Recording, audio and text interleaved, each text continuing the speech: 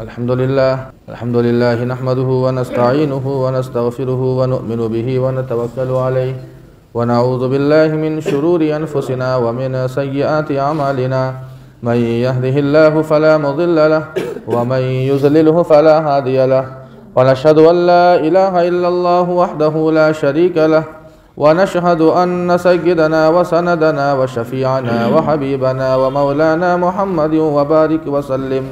أما بعد، قال الله تبارك وتعالى في كلامه المجيد والفرقان الحميد: أعوذ بالله من الشيطان الرجيم، بسم الله الرحمن الرحيم. إن عدة الشهور عند الله 12 شهرا في كتاب الله يوم خلق السماوات والأرض منها 4 حرم، ذلك الدين القيم فلا تظلموا فيهن أنفسكم وقاتلوا المشركين كافة كما يقاتلونكم كافة واعلموا أن الله مع المتقين.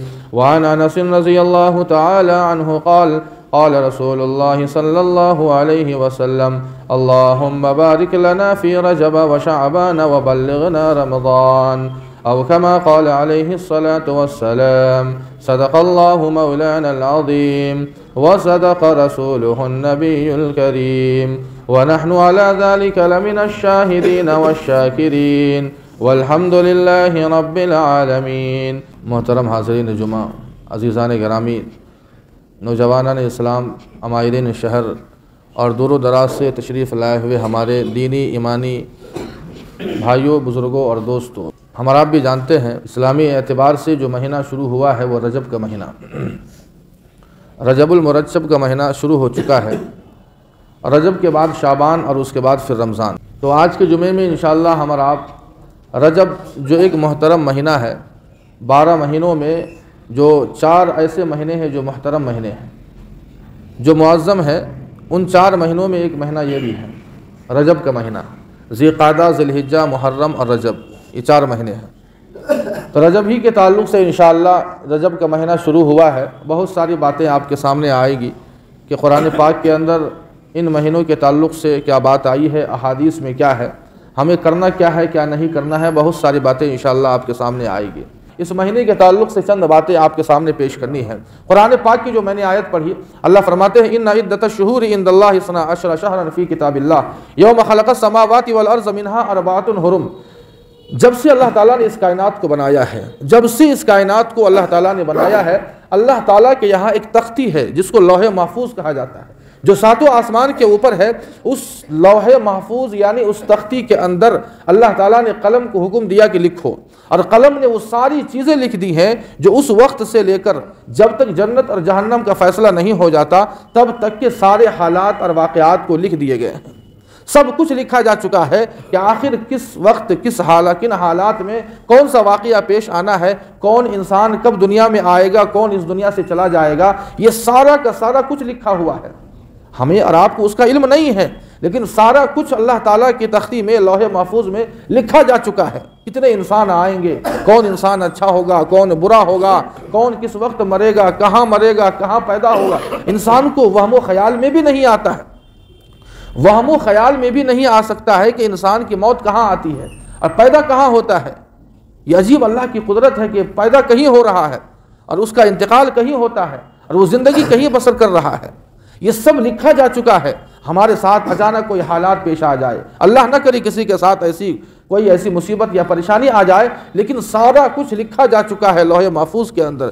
تو اس لوح محفوظ میں اللہ تعالیٰ نے اس بات کو بھی لکھ دیا ہے کہ ان عدۃ الشہور عند اللہ 12 شہرا. سال میں جو مہینے ہوں گے ان مہینوں کی تعداد کیا ہوگی؟ 12 مہینے. سال میں 12 مہینے ہوتے ہیں، ہم آپ بھی جانتے ہیں. تو یہ جو 12 مہینے ہیں، سال کے جو 12 مہینے ہیں، چاہے وہ محرم سے جوڑیے یا پھر جنوری سے جوڑیے، یہ 12 جو مہینے ہیں سال کے، 12 مہینے مل کر جو سال کا اختتام ہوتا ہے، ایک سال مکمل ہوتا ہے. ان مہینوں کی تعداد اللہ تعالیٰ نے لوح محفوظ میں لکھ دی ہے. یہ انسان کا بنایا ہوا نہیں ہے. خود اللہ فرماتے ہیں: ان عدۃ الشہور عند اللہ 12 شہرا فی کتاب اللہ. اللہ کی کتاب میں، اللہ کی کتاب سے مراد لوح محفوظ میں، اس تختی میں اللہ نے لکھ دیا ہے. کب؟ یوم خلق السماوات والارض منها جب اللہ تعالیٰ نے آسمان و زمین کو پیدا کیا اسی وقت اللہ تعالیٰ نے اس بات کو لکھ دیا ہے کہ آخر کتنے مہینے ہوں گے. یہ اللہ کا بنایا ہوا یہ مہینہ ہے. منہا اربعۃ حرم، آگے اللہ فرماتے ہیں کہ ان 12 مہینوں میں 4 مہینے ایسے ہوں گے جو بڑے محترم ہوں گے. ایک بات اور معلوم ہوئی کہ یہ جو اسلامی کیلنڈر جو سال ہے محرم سے شروع ہوتا ہے اور ان میں 4 مہینے بڑے محترم مہینے ہیں، یہ دراصل اللہ تعالیٰ کی طرف سے یہ متعین کیا ہوا ہے. یعنی قمری سال کی اہمیت کا اندازہ بھی ہم اور آپ لگا سکتے ہیں کہ ان مہینوں کو اللہ تعالیٰ نے متعین کیا ہے، اللہ کا متعین کیا ہوا یہ مہینہ ہے. ان میں 4 مہینے اللہ فرماتے ہیں کہ بڑے محترم مہینے، منہا اربعۃ حرم. اور وہ 4 مہینے کون سے ہیں؟ ذی القعدہ، ذی الحجہ، محرم لگاتار ہے، اور ایک مہینہ یہ رجب ہے. رجب کا مہینہ ان 4 مہینوں میں ہے جو بڑا محترم مہینہ ہے، بڑا معظم مہینہ ہے. رجب کے معنی ہی آتے ہیں تعظیم کے، ترجیب سے مشتق ہے، اس کے معنی آتے ہیں تعظیم کے، تعظیم کرنے کے. اس لیے کہ ان مہینوں میں زمانہ جاہلیت میں بھی بڑی اس مہینوں کی تعظیم ہوا کرتی تھی. یعنی تعظیم کا مطلب یہ ہے کہ ان مہینوں میں لڑائی جھگڑا نہیں کیا کرتے تھے، جنگ و جدال نہیں کیا کرتے تھے، بلکہ نیک عمل کیا کرتے تھے. ملا علی قاری رحمۃ اللہ علیہ نے لکھا ہے کہ محترم کا مطلب یہ ہے کہ ان مہینوں میں اس زمانے میں بھی، زمانے جاہلیت میں بھی لوگ جھگڑے نہیں کیا کرتے، لڑائی جنگ نہیں کیا کرتے، جبکہ ان کی پوری زندگی جنگ پہ ٹکی ہوئی تھی. جب تک وہ جنگ نہیں کریں گے، علاقہ فتح نہیں کریں گے، ان کی زندگی نہیں چل سکتی تھی.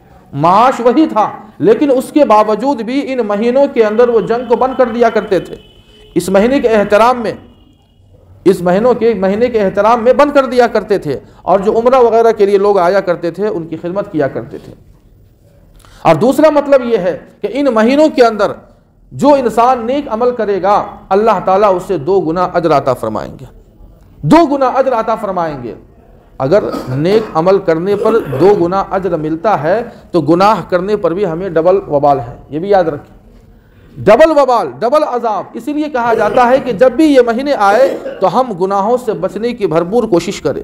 علماء نے لکھا ہے کہ ان مہینوں میں، یعنی ان 4 مہینوں میں جن میں ایک رجب کا مہینہ بھی ہے جو شروع ہو چکا ہے، جو انسان ان مہینوں میں اللہ تعالیٰ کی اطاعت پر جمے گا اور گناہوں سے بچنے کی کوشش کرے گا، پورا سال اللہ تعالیٰ اسے گناہوں سے بچنے کی توفیق عطا فرمائیں گے. ان مہینوں کی یہ خصوصیت ہے، جتنا زیادہ ہو سکے ان مہینوں کے اندر انسان نیک عمل کرے. اور اللہ کے نبی علیہ الصلوۃ والسلام کا معمول کیا تھا؟ سب سے زیادہ اللہ کے نبی علیہ الصلوۃ والسلام کو کسی مہینے کا چاند دیکھنے پر اگر خوشی ہوتی تو وہ رجب کا چاند دیکھنے پر خوشی ہوتی. جب بھی رجب کا مہینہ شروع ہوتا تو چاند دیکھنے کا اہتمام کرتے. وہ عمل ہم سے چھوٹ گیا ہے. ہم اور آپ آج چاند دیکھنے کا اہتمام نہیں کرتے، سنت ہے. ہمیں اور آپ کو بھی چاند دیکھنے کا اہتمام کرنا چاہیے. ہماری شریعت کے احکام انہی قمری کیلنڈر اور انہی کے اوپر موقوف ہے. تو صحابہ کا یہ معمول تھا، اللہ کے نبی علیہ الصلوۃ والسلام کا معمول تھا کہ جب بھی کوئی نیا مہینہ شروع ہوتا، خاص طور سے رجب کا مہینہ، تو چاند دیکھنے کا سب سے پہلا عمل یہ ہوتا کہ چاند دیکھنے کا اہتمام کرتے. اور اس کے بعد جب چاند ہو جاتا تو چاند ہو جانے کے بعد وہ دعا پڑھتے.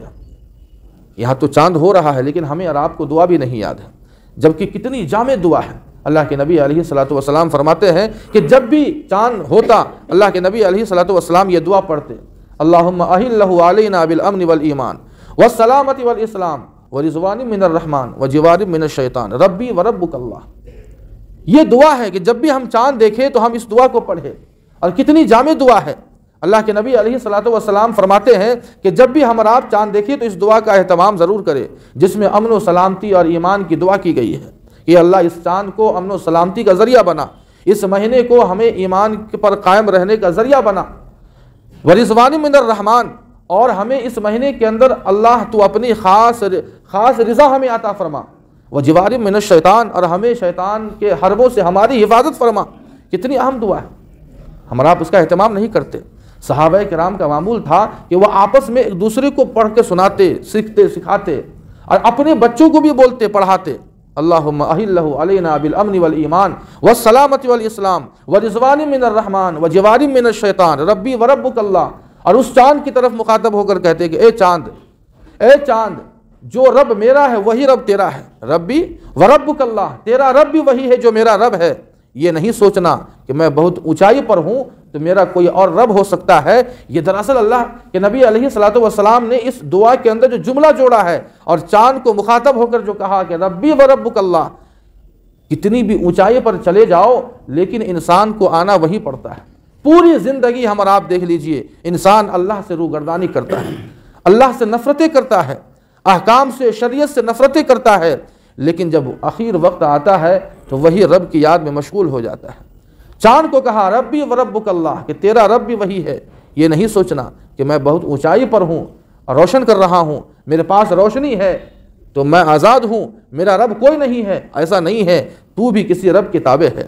اور دنیا کی ہر چیز تابع ہے، دنیا کا ہر انسان تابع ہے، دنیا کا امیر ہو، فقیر ہو، غریب ہو، شہر کا رہنے والا، دیہات کا رہنے والا انسان جس کیفیت اور جس حیثیت کا بھی مالک ہے، اسے رب کے تحت اور رب کی تابعداری میں رہ کر ہی زندگی گزارنا ہوگا، اور اسی میں کامیابی ہے۔